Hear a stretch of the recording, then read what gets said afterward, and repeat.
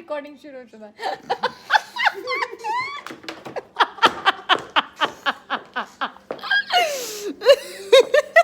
او مای ګاډ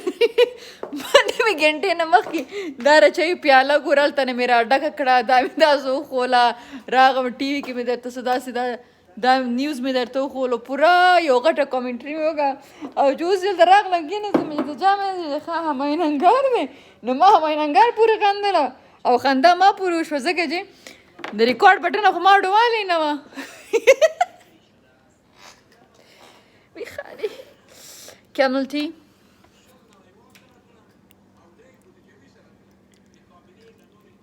وی دا کاکا وګورئ دا کاکا څنګه غوسه دی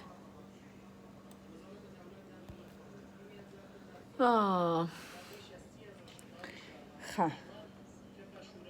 نو دا خبرې دي او دا کیسې دي او شین چای دی او دا هماین افغان دی او دا هماین انګار دی